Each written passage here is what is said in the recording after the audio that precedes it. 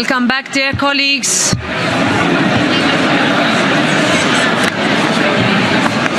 Can I ask you, dear colleagues, to take the floor?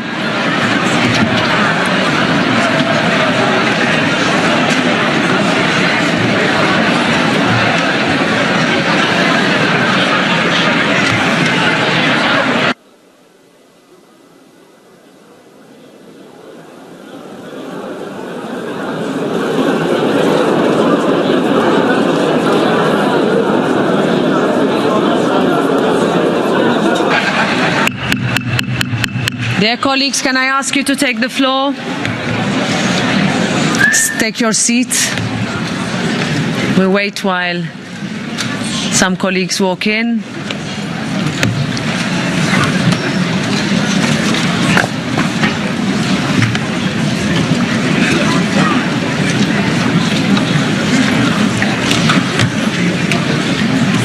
Dear President,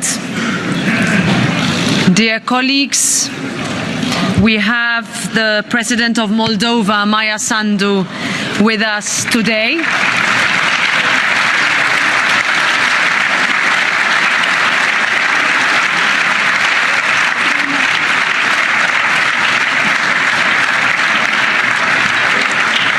President, let me start by thanking you, as you've just seen, for accepting our invitation to address the European Parliament. We are really honoured to welcome you here today. I also want to thank you for your courage in the midst of Russia's unjust and illegal invasion in Ukraine that has had such a profound impact on Moldova. Thank you for the efforts of your country and your personal commitment in sustaining a vision of a European future for your country against all odds. We know how deeply the COVID pandemic, the weaponization of energy supplies, and the Kremlin's full-scale war against Ukraine have affected your country. Moldova's commitment to the European project is welcome. We are united in our commitment towards sustaining peace in Europe and to our shared values of democracy and the rule of law. And this is why we want to forge a way forward where Moldova does not feel alone. I also want to praise your efforts and those of the Moldovan people in welcoming 450,000 Ukrainians that transited through Moldova, and for opening your homes and your hearts to the 90,000 refugees who have sought shelter in your country. We have to, and we are ready to show the same degree of solidarity with your country. As we have already, we must continue to support you politically, financially, and with any in-kind assistance needed to fight the consequences of Russia's war in Ukraine. So, President, we are also ready to support you as you start the process of applying for candidate status for EU membership.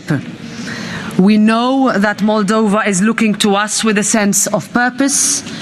Every country must follow its own path, its own timeline, but we must not be afraid to use the power of Europe to improve people's lives, to change generations. And this is why the European Union needs to send a clear and firm political signal that we recognise the European aspirations of Moldova and your effort in implementing key reforms that bring your country closer to us.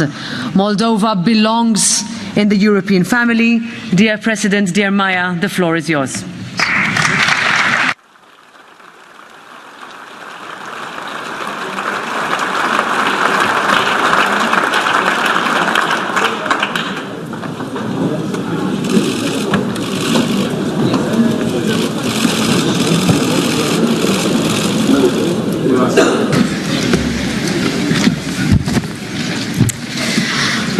Dear President Metsola, dear Roberta, honourable members of the European Parliament, I feel here among the true friends of Moldova, in the circle of the family of our people. allow me, above all, to thank you on behalf of all Moldovans for your constant, unwavering support of Moldova and its European future, at good times and at bad times. Your support has been vital in keeping Moldova on its democratic path and supporting the aspirations of our people to live in peace and prosperity and to decide on our own future.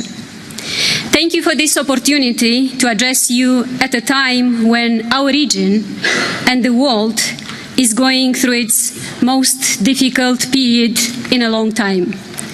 After the end of the Cold War, expectations were high among our newly independent states for a new beginning of peace and development, which would relegate to distant past unabashed land grabs and geopolitical conquests by larger states. We all hoped that utter disrespect for national borders and the way of life chosen by newly independent states would not recur. We expected that buffer zones and spheres of influence would no longer guide relations between neighbors. Above all, we expected that states would be treated as peoples with their own aspirations and that their will and voice will be heard and respected. Russia's war against Ukraine seeks to put an end to these hopes and sends us all a century back in history.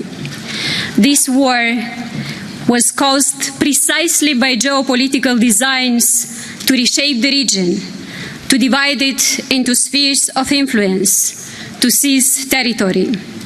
Russia has attacked a neighboring state just as big powers did in the past and has unleashed an unimaginable tragedy on the Ukrainian people and the entire European continent. Russia's war against Ukraine was designed to turn Ukraine into something that nobody would want to be, a geopolitical annex of a more powerful neighbor. The Baltic states, the Bulgarians, the Hungarians, the Poles, the Romanians, the Czechs, the Slovaks, and the Germans, free states today, remember vividly and all too well what this means. We had hoped and expected that those times would never return. Yet they did. We all see with our own eyes the tragedies of women, men, children, and elderly who lost their homes and their loved ones. We all saw crimes against Ukrainians who did no wrong to anyone. Moldova feels deeply the pain and the tragedy that Ukraine is going through. In the early morning of February 24th, Moldova woke up to a new grim reality. Like many in our country, I could hear the bombs falling over Odessa from my office. But the shock, agony, and disbelief of the war was met by our citizens with kindness, generosity, and compassion. In a matter of a few hours, our authorities started receiving tens of thousands of refugees fleeing the brutality of the war. Only in a few weeks, our population of 2.6 million people increased by 4%. Almost 500,000 Ukrainians crossed our border, and around 90,000 people are still with us, hosted by my big-hearted fellow citizens. Half of the refugees today are children, and this constitutes 10% of the total number of children in my country. We are overwhelmed but determined to do our best to help those in need. We will continue to provide humanitarian support to Ukraine, and we will continue to stand by the Ukrainian people, our neighbors, our friends, our partners. We have immediately condemned Russia's war against Ukraine. We support the sovereignty and territorial integrity of Ukraine as we always did. Crimea is Ukraine. Donbass is Ukraine. Kiev is Ukraine.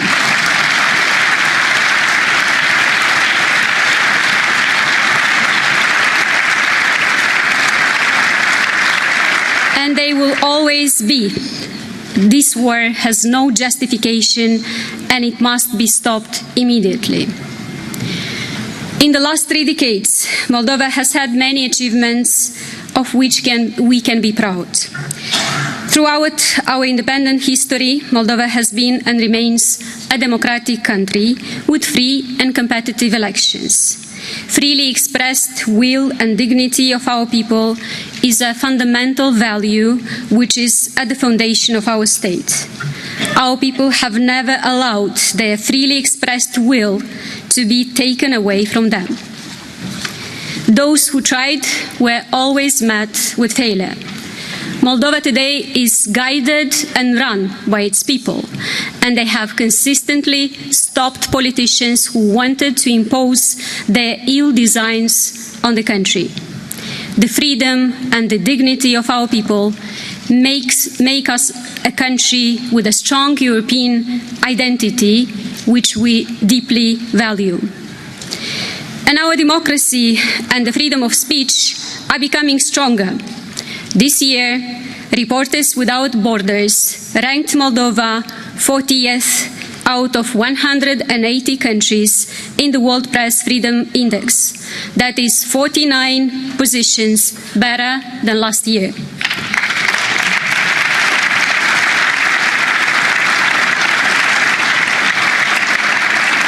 They cite changes initiated by the government and improvements in the situation of the journalists. We are working on consolidating democratic processes. We are taking serious steps to make sure that all political parties and their election campaigns are financed legally and transparently. We are working on countering disinformation and building a strong and resilient civil society and mass media.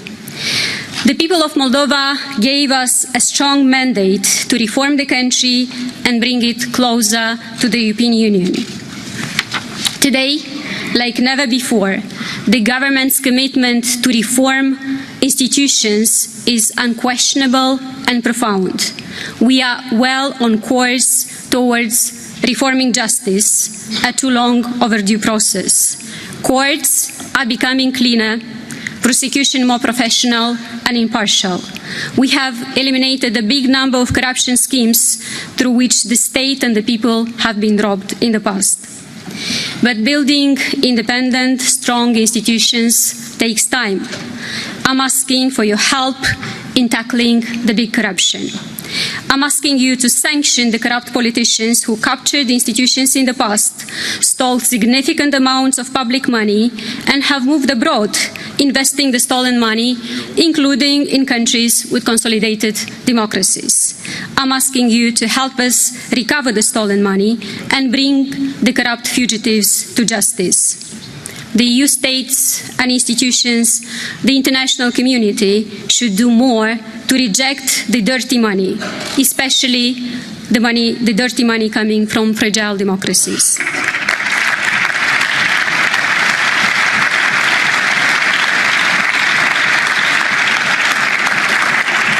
History and our own transition experience has taught us that the sustainability of the democratic achievements is closely linked to economic development. A major challenge for us is to create economic opportunities for everyone at home, to convince our young people that it is worth trying to build a future in Moldova. Over the past 9 months, the government and the parliament have been working together to improve the business environment. We are working with the business community inside and outside of Moldova to demonstrate that Moldova is changing and becoming a better place for one to build his or her future. We have increased support to SMEs and launched dedicated programs for young entrepreneurs. With your help, we started building up our energy security and resilience. We embarked on the reform of our security sector. We are strengthening our border management capacity. We are taking steps to improve the efficiency of public spending, to improve coverage and targeting of the social assistance programs, and to eliminate undeclared work. We are taking measures to improve access to quality education and health services. However, despite our achievements, we've been hit hard by a succession of crises culminating with the war against Ukraine. The country's resources are overstretched. The social-economic situation is difficult. The dramatic increase in the energy prices is the main reason for a historical surge in inflation, 27%. The measures that we are taking to build energy security will show results only in a few years. Investments have practically stopped because of the war at our border. Supply chains have been interrupted. Even though 76% of our trade is with the European Union, an important part was with Ukraine, Belarus and Russia. Financing the shortfalls in revenue is no simple task. The Transnistrian conflict is another challenge that the country is facing.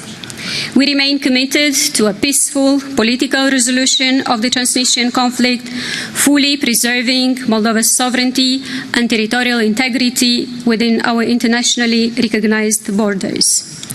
Recent tensions inside the Transnistrian region, however, have increased concerns of a potential destabilization. The Moldovan government works hard to keep the situation stable and peaceful by pursuing a diplomatic track of conflict resolution. And we will continue to do so for the sake of our citizens on both banks of the Dnistru River. We do not want war or destabilization. We have a vision for peaceful reintegration of the country, which will guide our efforts to keep the situation stable. We believe today there is no immediate threat of Moldova being dragged into the war. Moldova is also a neutral country by constitution, a provision still backed by a majority of our citizens, which we respect. However, to be really neutral, we have continuously called for the withdrawal of Russian troops from our territory, because their presence in the Transnistrian region fundamentally violates our neutrality and our independence.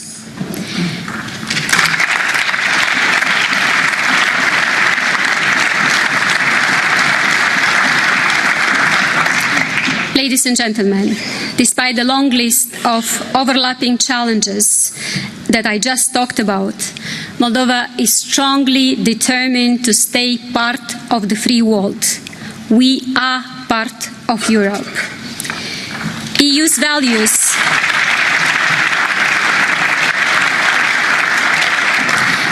values are our values: respect for human life and the pursuit of everyone's dreams in dignity and peace as human beings. I ask you to increase the EU support for Moldova, for the sake of Moldovans who want to preserve their democracy and freedom, but also for the sake of Europe, to have a stable, predictable and reliable partner and contributor to peace in its eastern neighborhood. At the same time, our independence, peaceful development, economic and political reforms must have an anchor, and this anchor is a clear perspective of EU accession, the status of a candidate country. In the middle of the dramatic events, myself, the Prime Minister, the Speaker of the Parliament signed on the 3rd of March the application for EU membership. We made this choice inspired by the aspirations of our people.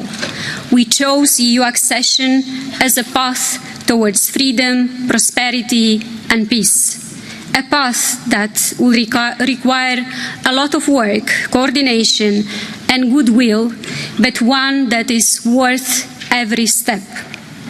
On May 12, we submitted the completed comprehensive assessment, which will provide the basis for the European Commission to issue its opinion on Moldova's candidate status. This was a significant collective effort on behalf of our small civil service, parliament, civil society, and our diaspora abroad. We all worked hard because, as a country, we believe in the EU, in its values and in its bright future. We are aware that political decisions at the EU level have to be made. We are also aware that these are not easy decisions, but granting Moldova candidate status is the right decision.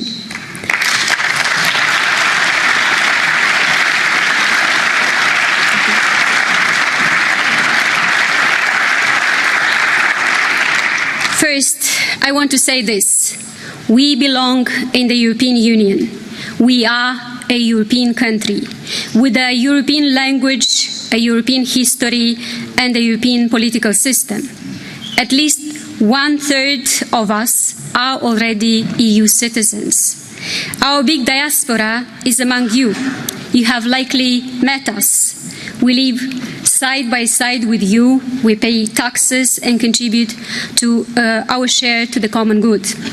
We come from a diverse society where different cultures have coexisted in peace and harmony for centuries, preferring compromise to confrontation. In this, we are Europeans. Moldova's democracy is gradually strengthening. We are fully committed to advancing reforms, ensuring rule of law and strengthening an independent and corruption-free justice system. Our economy and trade is increasingly connected and integrated into the European market. The EU is our main trading and investment partner. Very important for us, the EU is a peace project. The waves of the EU integration transformed Europe from a continent of war to a continent of peace. It embodies the successful struggle for peace and reconciliation, for democracy and human rights. We are not naive to believe that EU accession can take place overnight. We understand that the accession process is long and complicated, and we don't look for shortcuts. We deem accession as based on meritocracy and achieved results, and not on geographic sequence. We fully respect the meritocratic principle. At the same time, we would like to see pragmatism and strategic political flexibility on behalf of the EU member states.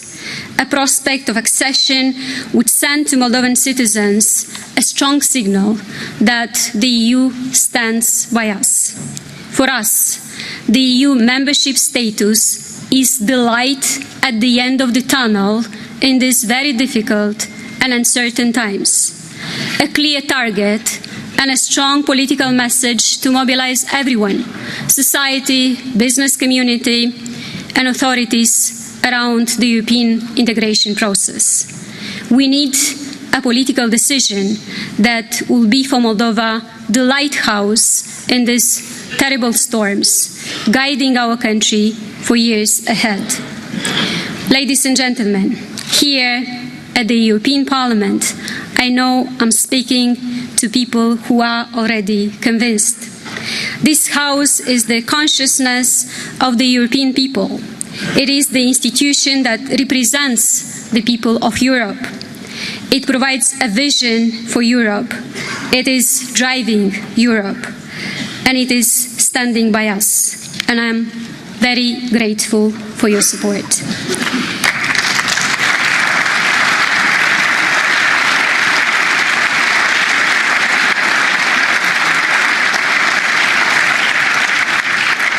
It is just days ago that you, members of the European Parliament, our friends and partners, have passed a resolution urging the EU to grant Moldova a candidate status. Thank you for this on behalf of all Moldovans. Thank you for recognizing our European choice and our hard work in implementing reforms, our constant fight for for democracy. We are asking for nothing more than to live in peace, that our voices be heard and taken into account, and to be guided in our affairs by the will of our people. Defending these values with your help, we will be able to build a prosperous future for our citizens. I ask you to become Moldova's ambassadors in your countries and call on policymakers to support Moldova in its path to stay part of the free world by joining the world's most successful peace project. I urge you to hear this strong message from the Moldovan people.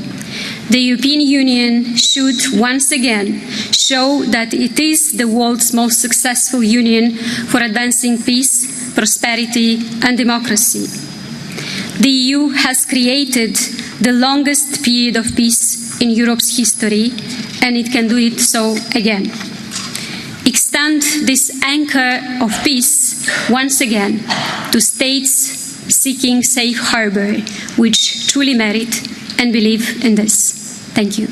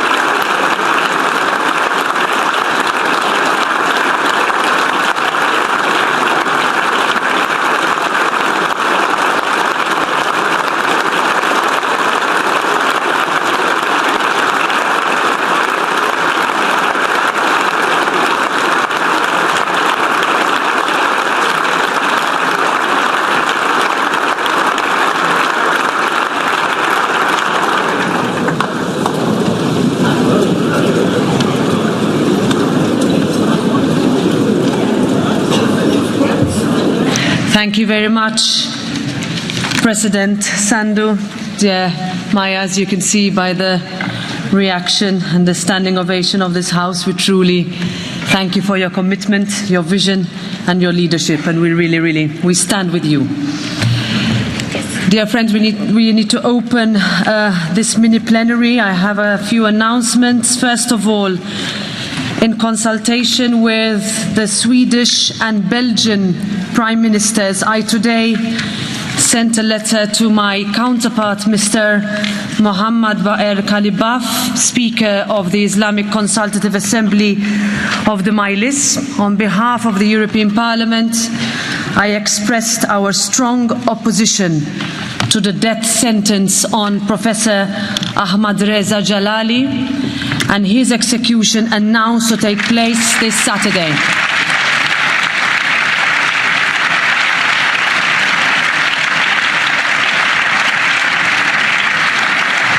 Professor Jalali is a Swedish-Iranian national and a scholar at the Vrije Universiteit of Brussels and the University of Eastern Piedmont. And this European Parliament strongly opposes the death penalty and has expressed its position in various resolutions. And most recently, in February of this year, we adopted a resolution on the death penalty in Iran, in which we called on Iran to halt the execution of Professor Jalali, to pardon him and to release him immediately and unconditionally.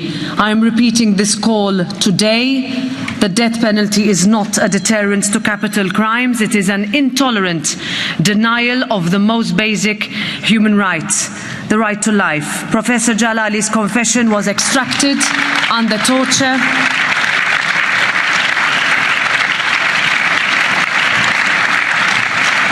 And followed by a grossly unfair trial. So I hereby once more call on the Islamic Republic of Iran to set Ahmad Reza Jalali free.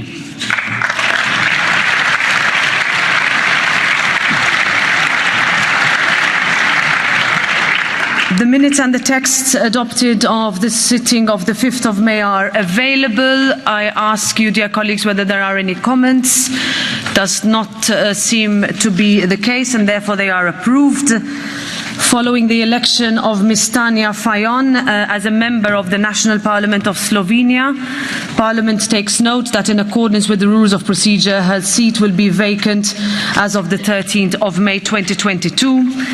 The Legal Affairs Committee has proposed that Parliament confirms the validity of the mandates of 26 members who joined Parliament as a consequence of the withdrawal of the United Kingdom from the European Union, and 23 members who joined Parliament as replacement of outgoing members. The list of these members and the dates of effect of their mandates will be published on the website of the Parliament. Mr. Helmut Goiking has submitted a request for defence of his parliamentary immunity in the context of proceedings before the Regional Court of Hamburg. In accordance with the rules of procedure, that request is referred to the Committee on Legal Affairs as the committee responsible. The EPP, S&D and ID groups and the non-attached members have notified me of decisions relating to changes to appointments within committees and delegations. Those decisions will be set out in the minutes of today's sitting and shall take effect on the date of this announcement. The IMCO and INTA committees have decided to enter into interinstitutional negotiations pursuant to Rule 71, paragraph 1 of the Rules of Procedure. The reports which constitute the mandates for the negotiations are available on the plenary webpage, and their titles will be published in the minutes of the sitting. Pursuant to Rule 71, paragraph 2, members or political groups reaching at least the medium threshold may request in writing by tomorrow, Thursday, 19th May at midnight, that the decision to enter into negotiations be put to the vote. If no request for a vote in Parliament is made within the deadline, the committees may start the negotiations.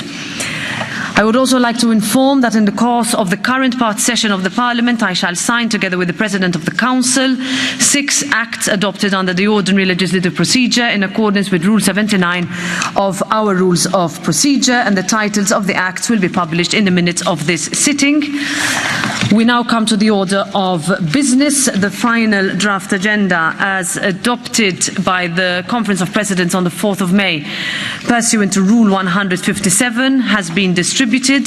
I would like to remind that I informed you all by email about the reception of 2 requests for urgent procedure from the ENVI and LIBE committees pursuant to Rule 163 on the following legislative files: proposal for a regulation of the European Parliament and of the Council amending Regulation 2016/1628 as regards the extension of the empowerment of the Commission to adopt delegated acts, and proposal for a regulation of the Parliament and of the Council amending 2018/1727 of the European Parliament and the Council as regards the collection, preservation and analysis of evidence relating to genocide, crimes against humanity and war crimes at Eurojust. The vote on these 2 requests will be taken today once the order of business is established, and if adopted, the vote will be held on Thursday. Next, with the agreement of the political groups, I wish to put to the House the following proposal for changes to the final draft agenda. We were informed that the Council cannot be attending this part session in Brussels, and therefore the Council and Commission statements on the prosecution of opposition and detention of trade union leaders in Belarus, the fight against impunity for war crimes in Ukraine, and European solidarity and energy security in face of Russia's invasion of Ukraine and recent cuts of gas supply to Poland and Bulgaria are changed into Commission statements. And moreover, the title of the Commission statement, scheduled as the 3rd item on Thursday morning, is changed into Repower EU Plan, European Solidarity and Energy Security in face of Russia's invasion of Ukraine, including the recent cuts of gas supply to Poland and Bulgaria. Finally, the report by Ms. Kalniete on temporary trade liberalisation supplementing trade concessions applicable to Ukrainian products under the EU-Ukraine Association Agreement is added directly to the votes on Thursday. If there are no objections, these changes are approved. With regards to Wednesday, the ID group has asked that a Commission statement on the persecution of Christians around the world, notably the case of Deborah Samuel, be added as the last item today on Wednesday. As a consequence, the sitting would be extended until 11 p.m. I give the floor to Mr. Jean-Paul Garot to move the request on behalf of the ID group.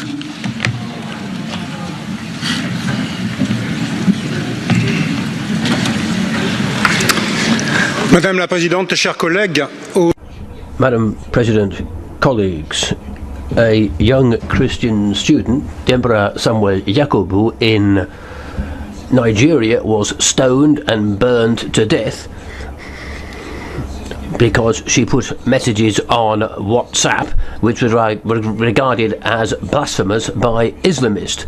Christians are undergoing aggression and murder, and there are attacks on churches. But this is happening in France as well, and other parts of Europe. But the Commission is still refusing to appoint a coordinator against Christianophobia or put together a European strategy to combat this scourge, although a coordinator has been put up to deal with anti-Semitism and Islamophobia. The European Parliament needs to debate this vital subject, the persecution of Christians throughout the world, and in specifically the case of Deborah Samuel Yakubu. It's absolutely vital that we do this. Doing nothing would be making us guilty. Can I ask whether any member would like to speak against? If not, we move straight to the vote by roll call. So I open the vote, giving colleagues the time to put the cards in the machines.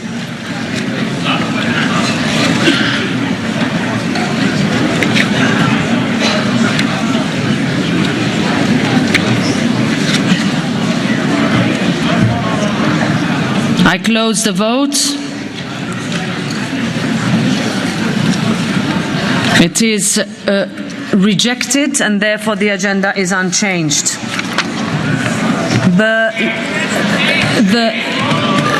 The left group, also for Wednesday, the left group has asked that a Commission statement on the targeting of journalists in Palestine by the Israeli occupation, in particular the case of Shirin Abu Akleh, be added as the second item today. I give the floor to Mr. Manu Pineda to move the request on behalf of the left group.